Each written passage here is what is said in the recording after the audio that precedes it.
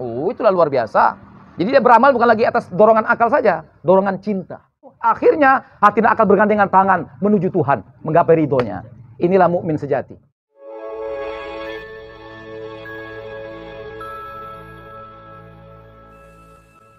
Bismillahirrahmanirrahim. Alhamdulillahirabbil alamin wa afdhalus salati wa atammu taslim ala sayyidil awwalin wal akhirin sayyidina maulana Muhammadin wa ala alihi wa sahbihi ajmain wa ba'd.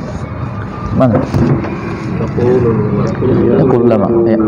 يقول علماء النفس إن الدوافع القلبية هذه إلى الأعمال والأنشطة السلوكية في حياة أكثر الناس تساوي 70% من مجموع دوافعهم إلى السلوك.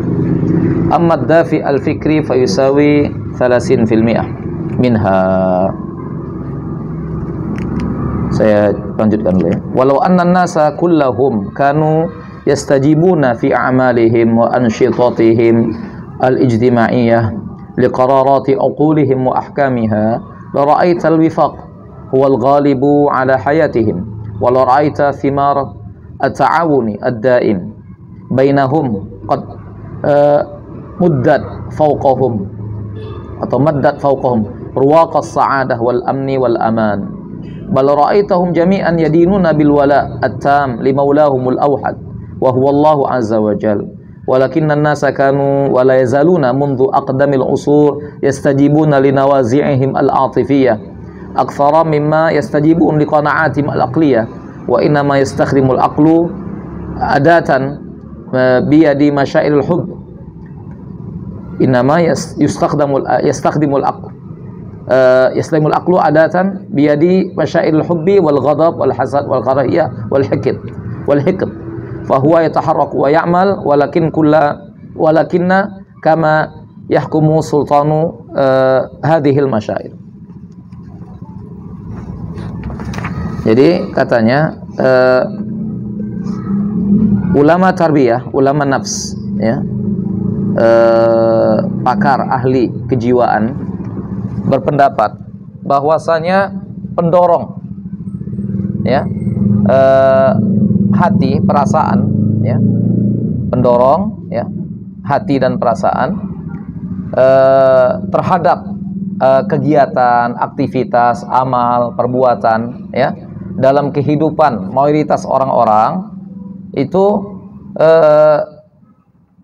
mencapai 70%. Jadi seorang itu dalam bertindak, berbuat, itu dorongannya itu perasaan. Itu 70% lebih. Dorongannya itu perasaan. Min majmu' dawafi masuluk.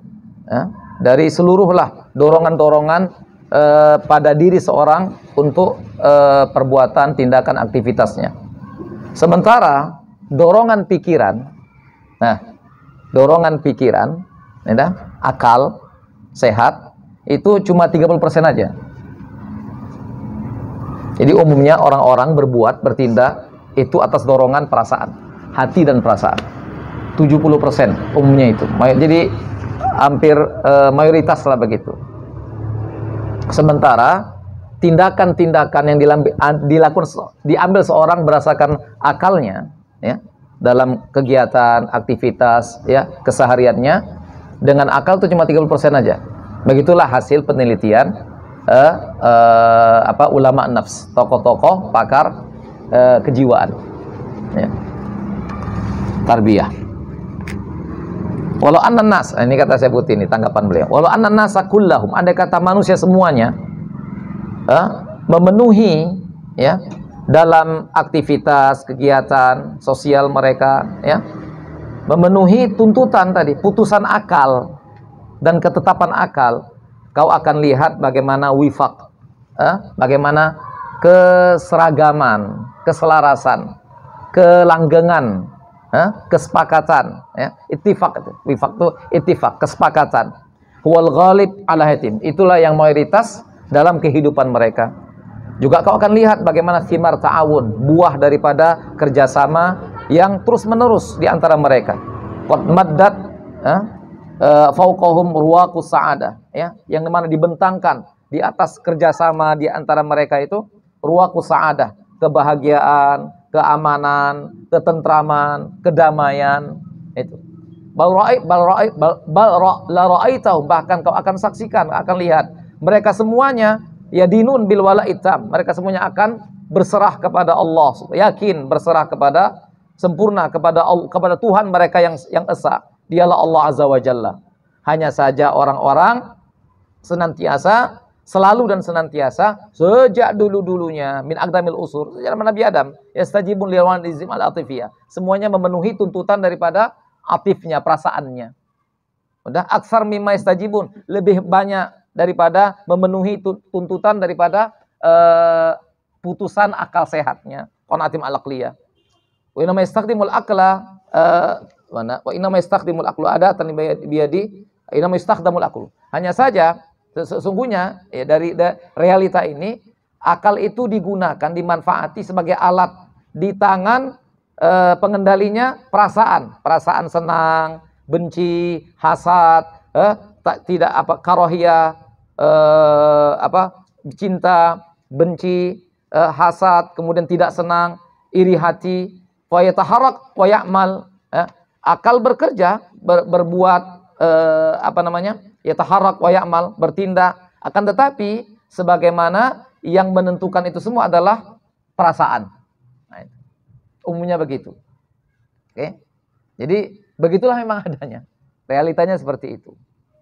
Jadi kalau semuanya bertindak, berbuat, ya, beraktivitas, ya, apa sajalah dalam kegiatan sosial masyarakat, kalau semuanya tuntutan itu, kalau semuanya didasari daripada dorongan akal, akan langgeng hidup ini. Kata saya buti tadi, al-amna wal aman was sa'ada, akan terjadi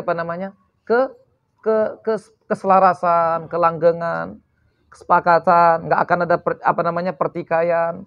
Kenapa? Semuanya dengan tuntutan yang sama, akal sehat, pikiran yang benar, kan begitu.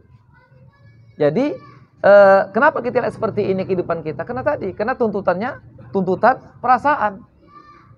Lihat ini. Bahkan kalau memang betul-betul akal pikiran yang sehat, semuanya akan beriman sama Allah Ta'ala. Semuanya pasti. Lihat, kenapa mereka beriman? Bukankah nggak mungkin patung ini disembahan? Nggak peduli kami, yang penting kami dapatnya begini nenek moyang kami. Kan itu kan? Kan perasaan berarti kan? Ego kan, perasaan kan? Coba pakai akal sehat. Nggak ada. Semua akan beriman kepada Allah Ta'ala. Jadi bukan lagi kelanggengan, kemudian keselarasan, ya, kemudian kebersamaan, kemudian ittifaq, ya, jauh daripada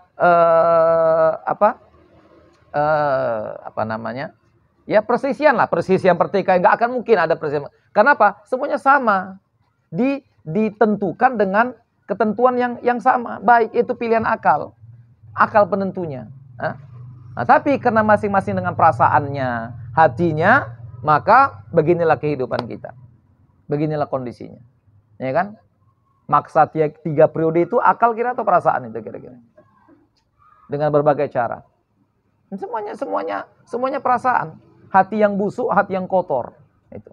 Perasaan semuanya. Itu. Jadi itu yang menuntun orang-orang dalam bertindak. Jadi kata-kata dalam hasil survei lah ya, ulama nafs, para tokoh ahli kejiwaan, umumnya orang-orang bertindak itu didorong dengan apa? Dengan perasaan. 70% lebih. Hanya 30% dengan akal sehat. Umumnya dengan perasaan. Kenapa rusak seperti ini? Semua ketimpangan, penyimpangan, pelanggaran, semua itu berdasarkan apa itu? Hati yang kotor, perasaan yang rusak. Sehingga mengelabui daripada kebenaran, tuntunan daripada akal. Kan gitu kan? Nah, itu kenapa ulama kita bilang dosa itu tak lebih ketika saat hati yang kotor itu mengendalikan akal sehat yang dipenuhi dengan ilmu dan cahaya iman. Itu. Ya.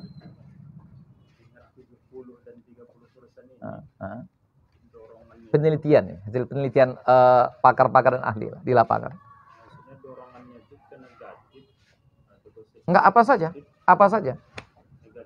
Negatif positif sama. Orang-orang terdorong dengan itu, gitu, umumnya. Positif negatifnya itu. Nah, ya. Ada orang hujan lebat, ya kan? Hujan lebat, ya kan? Angin kencang macam lah, tapi tetap dia bisa datang ke masjid. Mungkin akal juga, mungkin akal, karena dia tahu ini kewajiban Tuhan, perintah Tuhan yang mesti dipatuhi. Ada yang memang dorongannya hati. Enggak, memang aku senang ini. Nah, itu. Ada orang mungkin berpikir begini, tak apalah ke masjid kan begitu. Hatinya pun memang enggak mau ke masjid gitu. Tapi akalnya bilang, ke masjid aja. Kan besar nilainya. Akhirnya dia dengan berusaha mengalahkan perasaannya untuk datang ke masjid. Ada yang memang hati mendorongnya enggak ke masjid aku. Kenapa? Aku senang ini. Suka aku, cinta aku sama datang ke masjid kalau 5 waktu. Nah, apa? Tidak. Iman itu asal iman itu di akal. Iman di akal tempatnya. Iman itu di akal. Cuma iman itu semakin kuat ketika interaksi dengan hati. Kenapa? Iman itu dipenuhi dengan cinta, ta'zim, itu dia. Cinta, ta'zim itu hati. Tapi kalau imannya, ya, artinya mengetahui, meyakini Allah itu esa dengan semua kebesaran sifatnya, itu akal. Itu bukan hati. Iman keyakinan, ya, terhadap Allah Ta'ala itu akal. Nah, kemudian terjadi interaksi antara akal dengan hati. Hati, ya kan, ketika inilah akal, inilah Tuhan yang menghidupkan kita, memberikan kepada kita semua kenikmatan dalam hidup ini. Hati diajaknya untuk bagaimana berinteraksi dengan keyakinan ini. Apa itu? Mencintai Tuhan, mengagungkan Tuhan, mendahulukan Tuhan dari apapun. Tinggal lagi apakah bisa hati ikut seperti itu atau tidak. Itu lain cerita. Oke? Begitu. Itu hubungan antara iman di akal, keyakinan di akal dengan perasaan di hati. Bagaimana itu bisa klop, ya, kontak antara hati dengan akal. Jadi iman itu banyak di akal. Iman memang di akal, enggak di hati. Enggak. Iman keyakinan itu di akal, bukan di hati. Kalau iman di hati, berarti bias iman itu, berarti enggak objektif, dia subjektif. Ya kan? Iman itu di akal. Iman di akal. Hati berinteraksi dengan keyakinan di akal.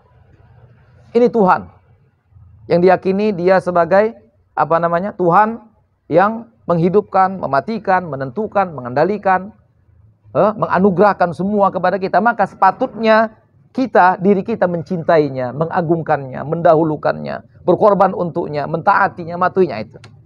Bisa nggak kira-kira seseorang melakukan itu atau tidak? Itu kenapa kita bilang tuntutannya itu yang banyak menggerakkan orang itu apa? Hati, bukan akal. Kalau akalnya kan pasti kan aman kan. Semua orang tahu bahwa Tuhan itu didahulukan dari apapun kan. Nah, kan? Orang beriman tahu nggak kira-kira bahwa Tuhan itu segala-galanya? Ya? Bahwa dia mesti taati. Apapun dikorbankan untuk mentaatinya. Tahu nggak orang beriman itu kira-kira? Orang beriman tahu nggak itu kira-kira? Kita yang beriman tahu nggak walau itu satu keyakinan? Bahwa nggak boleh melanggar perintahnya, berkorban untuk menjunjung perintahnya, apapun dikalahkan untuk memenuhi perintahnya, kan begitu. Semua orang beriman kan tahu itu kan. Orang yang kaleng-kaleng pun imannya pun saya tahu itu, saya rasa. Atau dia bilang enggak apalah mesti begitu. Ada kira-kira orang iman begitu. Tapi kenapa orang beriman nggak bisa memenuhi itu? Kenapa? Karena tindakannya dituntut oleh perasaan hati, bukan akalnya. Bukan keyakinan yang ada dalam akal tadi itu. Kan begitu kan berarti kan? Ya kan? Kenapa orang, mohon maaf ini, pelanggaran lah, masih memakan riba, misalkan, enggak memenuhi perintah Tuhan, itu akal atau hati bermasalah itu kira-kira? Apa kira-kira? Akalnya kan tahu, riba haram, meninggalkan kewajiban haram, berdosa besar, diancam, keharaman haram, kan gitu kan? Dia kan tahu itu dengan keyakinan di akalnya, pengetahuan yang dia serapkan itu dengan akalnya, dan dia yakini kan begitu kan? Tapi kenapa itu dilanggar? Berarti dia bukan dituntun dengan akal. Kalau tuntun dengan akal berarti dia bersih, kan begitu kan? Kalau akal yang menuntun dia berarti dia bersih. Ini nggak boleh, ini jangan, dilarang Tuhan, ini yang dibenarkan kan gitu. Tapi kenapa itu dilanggarnya? Karena ada penuntunnya yang lain. ada penggerak lain pada diri dia. Apa penggeraknya? Umumnya 70% tuh, hati tadi itu. Iyalah, ketika hati itu kotor, itulah dia jadinya. Kalau hati itu baik, luar biasa. Kalau hati baik, lihat sahabat. Nyawa pun dikasih sama Tuhan. Nyawa dikasih sama Tuhan. Hah, Tuhan kau minta nyawa, ini nyawaku Tuhan. Ini kan Tuhan. Waktu dipanggil suruh jihad, apa itu kira-kira? Yang mana itu? Hah? Waktu jihad, datang panggilan jihad, sebagian bebas, pokoknya itu penting tindakannya baik, putusannya baik, hasilnya baik. Ada dipanggil dengan akalnya dia jihad. Ini perintah Tuhan. Hatinya nggak mau, meronta. Tapi dia bilang enggak, aku paksa kau, mesti mau. Ini panggilan Tuhan. Kalau enggak kau berarti nggak jelas kau iman kau. Penuhi, kata akal, penuhi. Ada yang memang nggak begitu, bukan akal, memang hatinya. Biar aku mau jumpa Tuhan memang. Bosan di sini, tinggal. Ya kan? Ya. Jadi hidayah itu masuk melalui akal. Ya, hidayah ke akal. Hidayah itu ke akal awalnya. Nah, kemudian bagaimana kita hidayah itu kuat kalau menghujam di hati. Sehingga terpengaruhi hati untuk kebaikan hidayah itu. Itulah harapannya. Nah, itu. Ya kan? Kan begitu. Karena penggerak utama orang-orang itu adalah hatinya, hatinya penggerak dia. Seharusnya nih, arti gini, siogianya maunya Tuhan itu istilahnya, kehendak Tuhan, inginnya Tuhan kepada kita. Setiap orang dituntun dengan akalnya, itu. Maunya begitu. Setiap orang dituntun dengan akalnya. Kalau si orang dituntun dengan akal, aman dunia. Nah, pasti akan tercipta kebahagiaan, kebersamaan, keamanan, kenyamanan, ketentraman, kedamaian. Pasti. Dan tidak ada kata perselisihan. Kalau dituntun dengan akal. Tapi ketika bukan akal yang menuntunnya, ya masing-masing lah, kacau lah jadinya. Karena perasaan. Kalau dengan akal, bukan sekedar kebahagiaan, kenaman, ketentraman. Bahkan semuanya beriman sama Tuhan. Jadi ateis, ateis dan sebagainya itu apa? Itu penyakit hati, ego dan sebagainya yang tidak bisa menerima fakta kebenaran. Itu dia. Sama seperti tadi kita singgung orang-orang kafir Quraisy.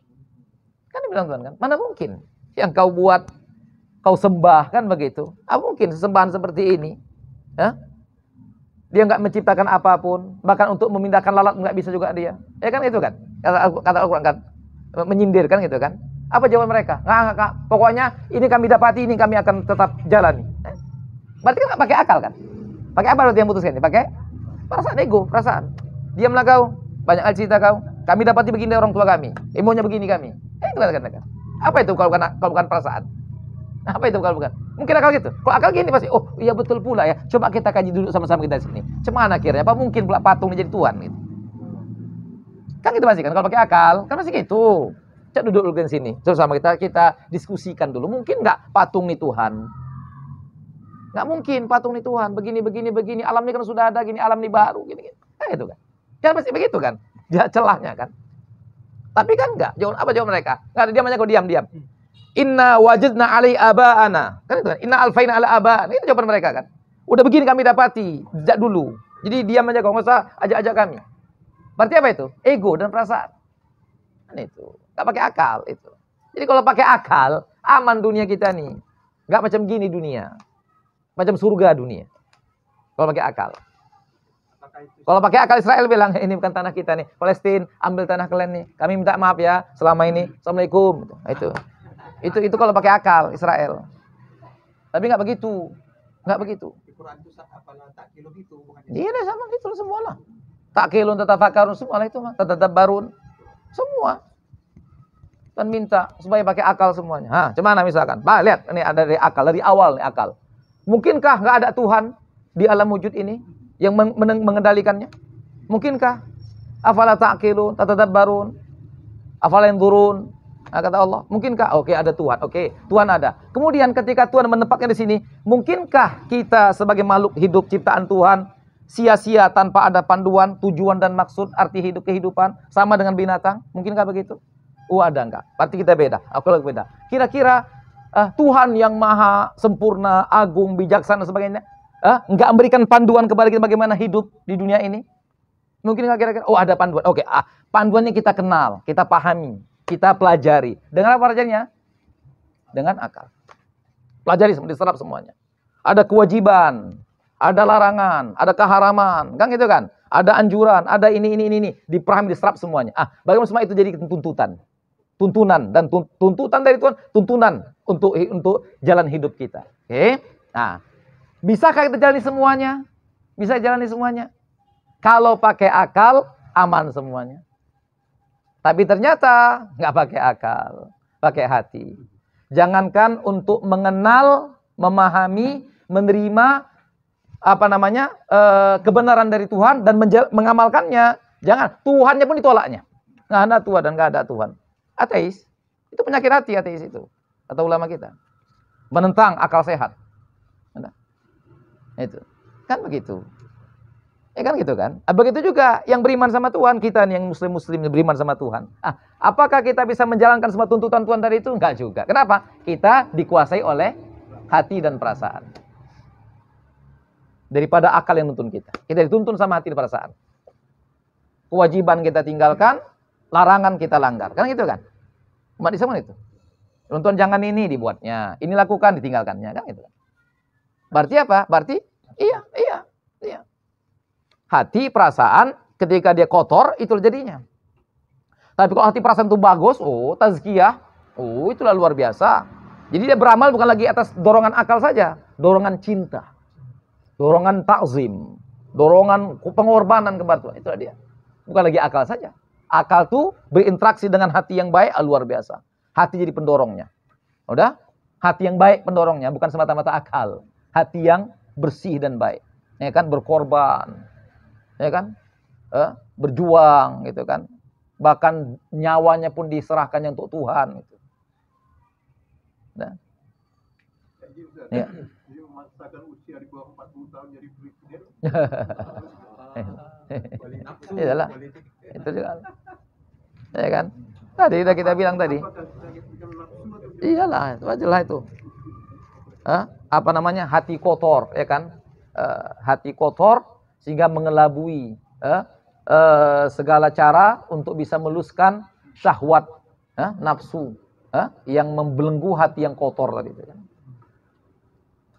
Nah lihat, ini kita lihat nih, paragraf ini berikutnya nih. Wa qad 'aliman nasu qadiman khata'a bal khatara tahakkumi al-awatifi bil aqli fa'alaju dzalika bima yusammunahu tarbiyah. Wa la'alaka ta'lam anna tarbiyata ta'ni i'timad al-wasail allati tukhdi al-atifah lil aqli badalan mimma huwal waqi' al-ghalib huwa min khudu'il aqli lil atifah. Qad tatawwaru as-subulu tarbawiyatu wa qad yatafannanu al-murabbun fi wasailiha walakinna tilka hiyal ghayah daiman wala kulli halin walaqad kana an-nasu wa la yazaluna yaqulun fulanun yatamata bi tarbiyatin aliyah ay innahu yukhdi awatifahu liqararatil aqli wa ahkamihi.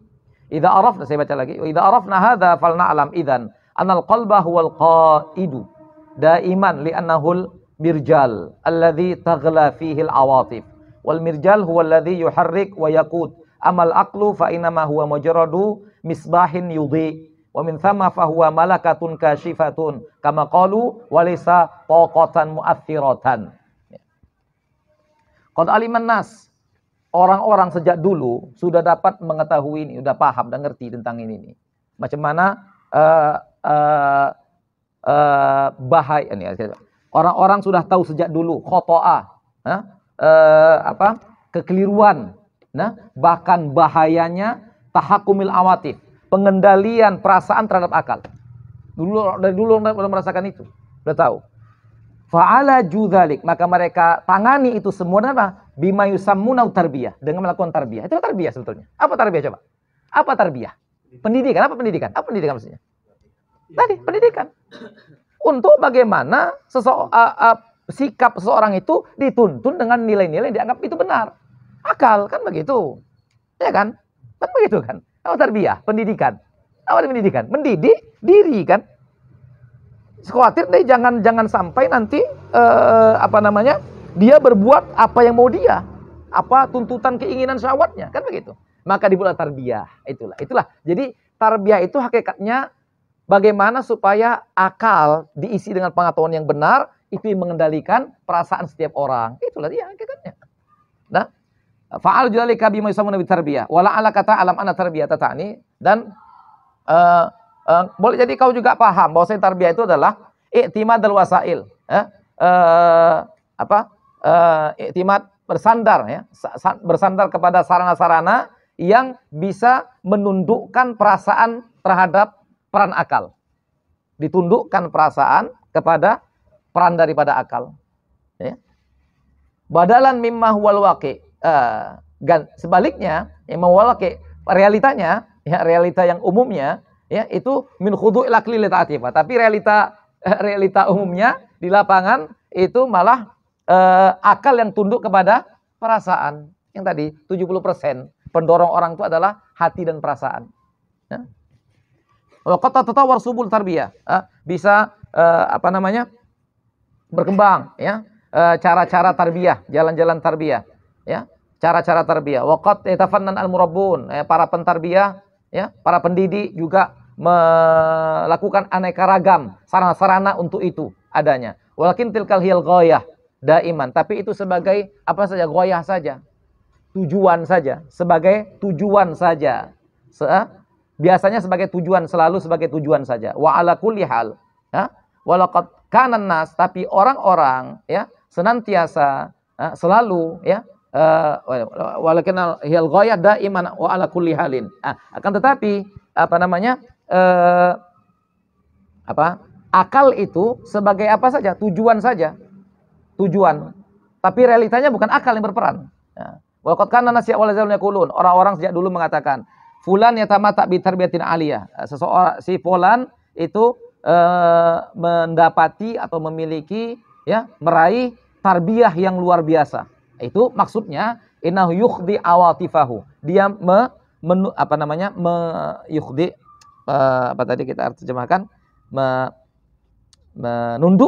menundukkan perasaannya itu terhadap putusan-putusan akal sehatnya. Itu maksud orang. Jadi orang punya tarbiyah itu orang yang menundukkan perasaannya kepada akal sehatnya yang diisi dengan pengetahuan, kan itu. Ilmu itu akal. Iya, ilmu itu akal lah, bukan di hati. Ya akal. Karena akal itu fungsi itu menerangkan, kan gitu, menerangi jalan, kan begitu. Kan gitu. Misalkan ditarbiyahlah kita. Apa tarbiyahnya? Sayang kepada orang tua. Itu tarbiyah tuh kan? Tarbiyah. Agar bagaimana? Ya, agar seseorang jangan mengabaikan hak orang tua, kan begitu. Ya kan? Mengabaikan peran orang tua. Nah, itu. Kan begitu. Dikasih tarbiyah, hormati guru, kan begitu. Ya kan? Hormati hak orang lain, jaga hak orang lain, jangan sakiti orang lain. Itu kan tarbiyah. Itu kan tarbiyah kan. Ini disuguhkan kepada setiap orang, kan gitu kan. Agar jangan sampai hatinya melanggar ketentuan itu. Enggak menghargai orang lain, ya kan? Mau menang sendiri, hak orang lain dirampas, kan itu. Itulah tarbiyah. Dan tarbiyah itu kemana sasarannya? Ke akal. Ya, akal supaya bisa menuntun hati tadi. Nah, idza arafna hadza, jika kita tahu ini, fal na'lam, maka hendaklah kita pahami. Idzan, jika demikian maka kita pahami. Annal qalba wal qa'id daiman, bahwasanya hati itu senantiasa dia yang menuntun. Hatilah yang menuntun senantiasa. Li'annahul mirjal, dikarenakan hati itu laksana mirjal, seperti kompor yang mendidih. Apa itu? Mirjal. Alladzi taghla fihil awatif. Ya? Yang menggelegak perasaan di hati itu. Wal mirjal huwa alladzi yuharrik. Mirjal itulah yang menggerakkan. Yang menuntun dan menggerakkan. Amal aklu, adapun akal, innama huwa mujarradu misbah. Dia semata-mata seperti lentera saja yang menerangi. Lentera yang menerangi. Wa min thamma, oleh karena itu fahuwa malakatun kasyifah. Dia hanya sebagai kemampuan untuk bisa menyingkap sesuatu, ya. Kama qaulu, sebagaimana disebutkan oleh orang-orang, ya, pakar, walaisa taqatan mu'athir, tapi bukan kekuatan yang bisa mempengaruhi. Nah, itu dia. Jadi gini, akal itu bukan kekuatan yang dapat mempengaruhi. Dia sekedar kemampuan untuk menyingkap sesuatu. sebagaimana adanya. Tapi untuk mempengaruhi, kekuatan pengaruhi itu bukan, itu hati umumnya. Jadi orang terpengaruhi umumnya dengan hatinya dalam bertindak, mengambil keputusan, bersikap, perbuatan, ya kan? Apa saja. Pribadinya, masyarakat. Rasa itu di hati apa di akal, Ustaz? Apa? Enggak lah. Rasa itu di hati lah. Perasaan kan tempatnya hati. Perasaan itu tempatnya di hati. Iya, dan atas dasar itulah seseorang bertindak umumnya, atas perasaan dirinya. Iya, atas itu orang bertindak. Nah, agama hadir memberikan pengetahuan yang benar baik kepada akal, agar akal menerangi hati. Diajak hati untuk bersama-sama dengan akal, mau dituntun dengan akal. Nah, itu dia. Tapi berapa banyak yang mau dituntun dengan akal? Hati. Nah, ya kan? Ya, kalau mau dituntun akal, udahlah jadi orang sukses saja. Orang sukses, orang baik, dunia dan akhirat, ya kan? Nah, tapi kan tidak, nggak begitu. Bahkan tadi kata saya dari awal tadi, kalau semuanya ikut dengan bimbingan akal, semua kita beriman satu dunia nih sama Tuhan. Nggak ada nggak beriman, siapa nggak beriman sama Tuhan? Mungkinkah Tuhan 3? Mungkinkah Tuhan 3? Mungkinkah Tuhan nggak ada? Mungkinkah Tuhan dalam bentuk sesembahan makhluknya, binatang dan sebagainya? Mungkinkah? Mungkinkah semua itu? Apa itu namanya kalau kan pengelabuan kepada akal sehat? Kena hati perasaan tadi. Nggak usah, ini pokoknya gini, nenek moyang kami gini, udah kami gini aja. Nggak usah dipengaruhi lagi. Nah itu kan, kan. Jangan pengaruhi kami. Kami yakin benar nenek moyang kami. Nggak mungkin nenek moyang kami salah. Ini kebenaran yang kami dapat dari mereka. Mereka benar adanya, kami juga benar ini. Nah gitu aja. Yang itu. Mereka kesampingkan untuk bagaimana akal menyingkap kebenaran. Yang itu kan. Mereka tepiskan. Kenapa? Mereka bersikap memutuskan dengan perasaan. Nah, jadi itu kenapa yang wajib pertama sekali apa? Untuk ilmu kan? Ya kan? Ma'rifah kepada Allah kan? Ya kan? Awaluddin ma'rifatullah. Mengenal Allah. Mengenal Allah pakai hati itu pakai akal. Mengimani Allah pakai akal pakai hati. Pakai akal. Iman, keyakinan, ma'rifat dibangun di akal. Hati diajak berinteraksi dengan itu. Setelah akal meyakini Tuhan itu Tuhan, segala-galanya, maka hati diajak bagaimana untuk bisa mencintai Tuhan, mengagungkan Tuhan, membesarkan Tuhan, mentaati Tuhan, mematuhi Tuhan. Itulah. Kan begitu. Ya kan? Tapi berapa persen lah yang sungguh-sungguh benar-benar begitu. Atau yang separuh-separuh, atau yang belum lagi sama sekali misalkan. Terganggu juga. Palestina, Israel terganggu juga pikiran awak. Iya. Apa pula kaitannya? Itu ada apa baca-baca berita kan. Terganggu. Ganggu. Enggak. Perasaan kita terganggu. Iya. Iyalah. Minta izin, terkadang akal ini harus tunduk dengan perasaan. Contohnya di dalam rumah tangga. Tentu lebih banyak akal tunduk kepada perasaan terkadang. Bagi seorang suami. Enggak, begini. Sekarang kita diminta tindakan kita benar. Terserah itu tuntunannya akal atau perasaan yang baik. Itu, paham kira-kira. Orang beriman yang hatinya dituntun akal, baik perasaannya. Itu tazkiyah itu. Itu tazkiyah namanya. Orang beriman, hatinya baik. Kenapa? Dituntun dengan akal. Diterangi oleh akal jalannya. Sehingga hati mengambil peran. Untuk mendorong dia berbuat. Tapi hatinya baik. Baik semualah. Nah itu, nggak ada masalah. Mau hati mau akal, yang penting putusannya baik. Itu dia, putusnya baik. Sekarang yang mana misalkan tak baik? Contohnya begini misalkan, akal bilang jangan, itu bukan hak kau. Jangan. Kata hati gini, ya enggak. Iya betul memang, tapi kan ini kan namanya membahagiakan keluarga. Enggak apa-apalah korupsi sikit-sikit. Ya, itu akal sama hati gimana kira-kira? Ya, yang nyuruh korupsi hati atau akal? Bukan akal, akal tahu, itu bukan hak dia. Akal paham, akal ngerti, itu bukan hak dia. Bukan hak kau ini, hak kau udah ada ini. Bukan hak kau, jangan kau ambil, bukan hak kau. Kan itu kan begitu kan? Tapi apa kata hati? Alah, ini namanya bagian keluarga ini. Kapan lagi bagian keluarga? Lihat tadi, perasaan kepada keluarga. Jadi nggak ada masalah, mau perasaan ini nuntun, selama putusannya tepat dan benar, nggak ada masalah kan? Ya kan begitu, ya kan? Maka harapan kita begitu. Hati kita diwarnai dengan nilai-nilai akal yang benar. Itulah Nabi. Itulah Rasul. Itulah semua orang-orang besar. Gitu kan. Gitu. Interaksi antara akal dengan hati.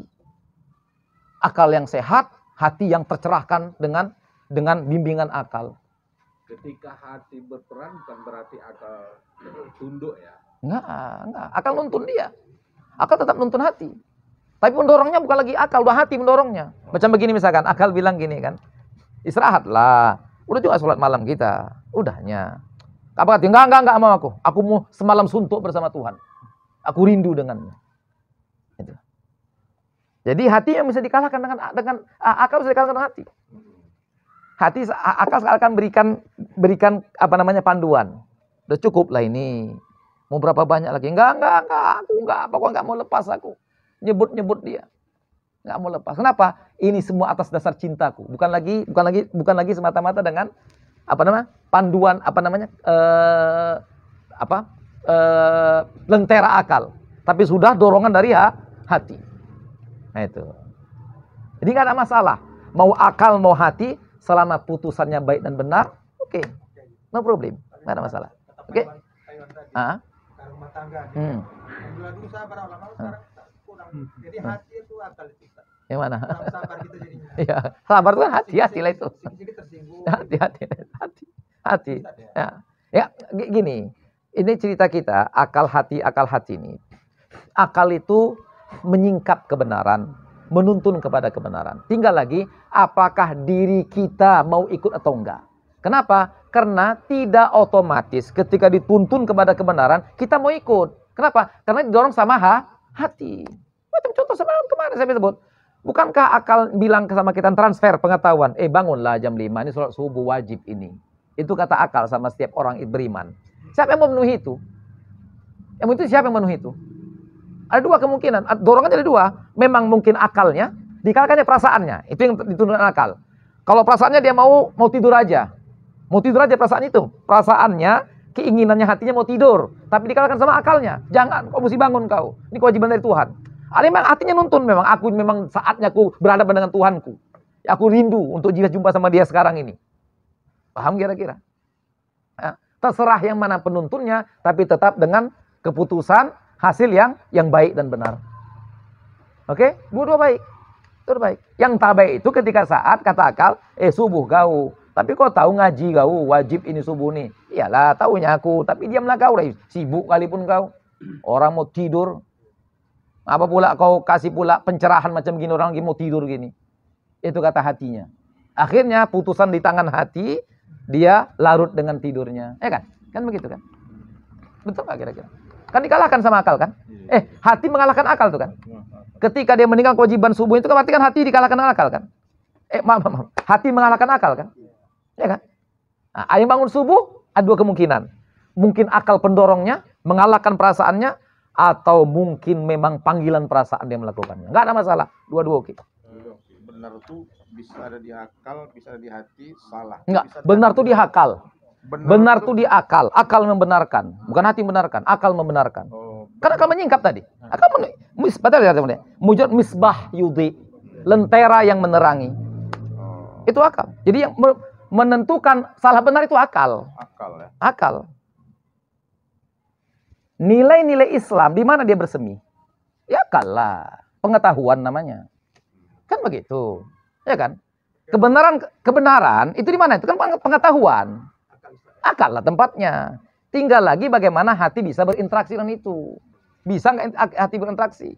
Mau dituntun sama akal dan kebenarannya. Bertingkat-tingkat juga akal manusia. Kalau akal yang kita citakan nih sama semuanya. Sama semuanya. Kok akal ini sama semuanya. Nggak ada bertingkat-tingkat. Macam sama semuanya. Hukum akal dibagi 3 itu sama semuanya. Nggak ada yang beda-beda itu. Kalau nggak berarti nggak rancu berarti acuannya. Hukum akal dibagi 3, wajib, mustahil, itu sama semua akal. Siapapun akalnya, dimanapun dia hidup, di masa Nabi Adam sampai Nabi sekarang, sama akal manusia tentang wajib, mustahil, jaiz. Nggak ada bedanya itu untuk itu. Mana pula beda? Mana bisa beda? Wajib ada, mustahil ada, bisa nggak ada. Itu sama semua akal. Nggak akan berbeda tentang itu. Makanya tadi kalau kita bilang, kalau akal jadi panduan, semua orang beriman. Nggak ada yang nggak beriman sama Tuhan. Semua beriman.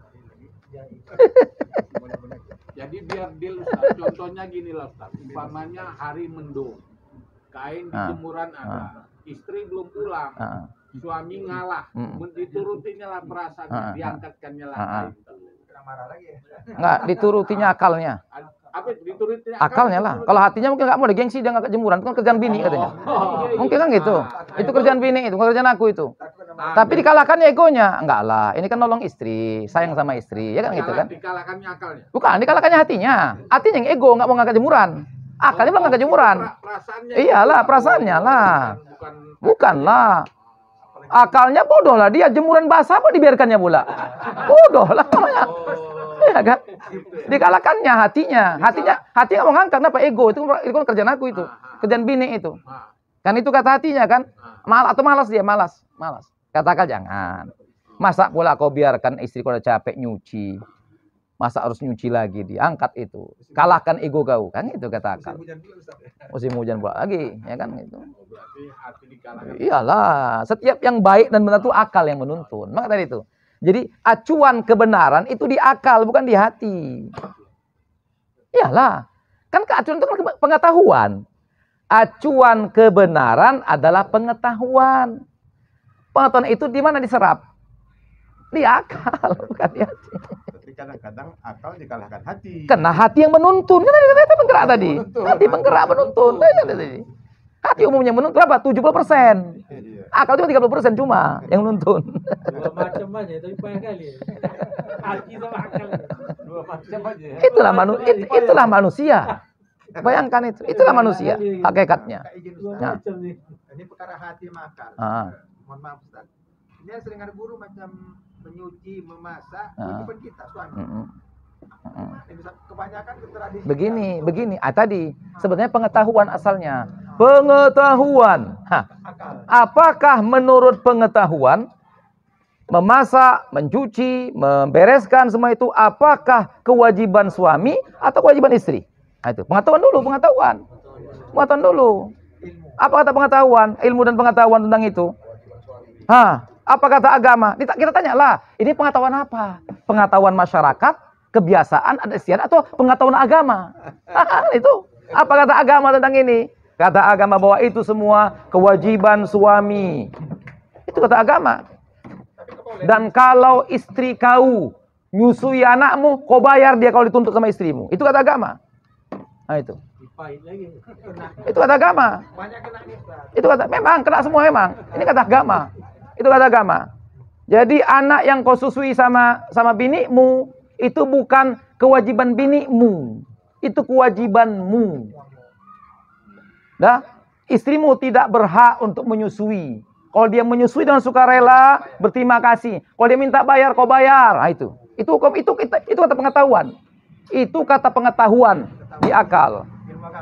Iya, ilmu agama itu ilmu agama. Nah, makanya akal kita dihiasi dengan ilmu pengetahuan agama. Agar hati kita dituntun untuk itu.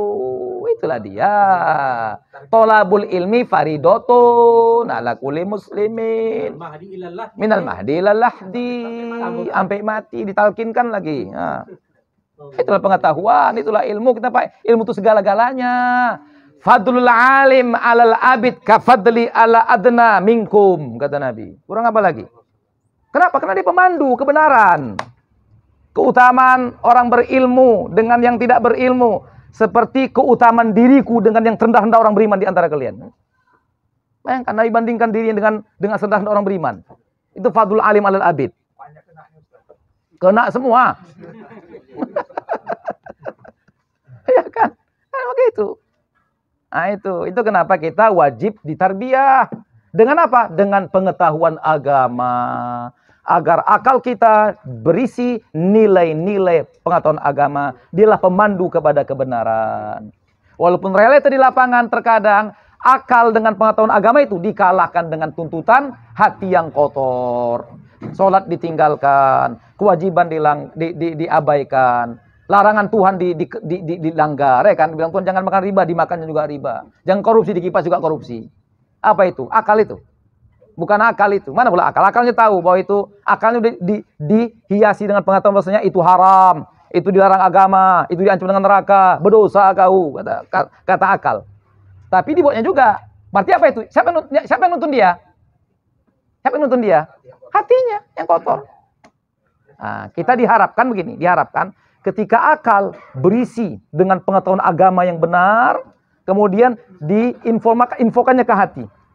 Interaksi dengan hati. Lalu hati pun tertazkiyah dengan pengetahuan yang benar tadi itu, akhirnya hati dan akal bergandengan tangan menuju Tuhan, menggapai ridhonya. Inilah mukmin sejati. Hati dan akal berkolaborasi, bergandengan tangan satu dengan yang lain, sama-sama meniti jalan ridho ilahi. Inilah orang beriman yang sesungguhnya. Okay? Iya, dengan ilmu. Ilmu juga penting. Karena kalau salah serapan ilmu, itu selema semua. Muhammad itu Allah, itu ilmu juga itu. Ilmu yang mana itu? Kan pengetahuan juga itu kan? Kan pengetahuan itu. Itu pengetahuan yang mana? Kan begitu. Iya, jadi hati-hati nyerap pengetahuan. Jangan pengetahuan Wahabi dipakai jadi panduan hati. Nah, itulah. Itu. Jadi serap pengetahuan yang benar, maka biarkan akal menuntun hati kita kepada kebenaran. Itu dia. Jadi tuntut ilmu pengetahuan ahlus sunnah wal jamaah. Aqidatan wa syari'atan wa khuluqan. Itu dia. Islaman wa imanan wa ihsanan. Fiqhan wa tauhidan wa sulukan wa tasawufan. Nah, itulah kita. Begitulah kita. Itulah sejatinya hamba Allah Subhanahu wa taala. Oke? Allah sallallahu على النور المبين أحمد المصطفى سيد المرسلين صلى الله ربنا على النور المبين أحمد المصطفى سيد المرسلين وعلى آله وصحبه أجمعين وعلى آله وصحبه أجمعين.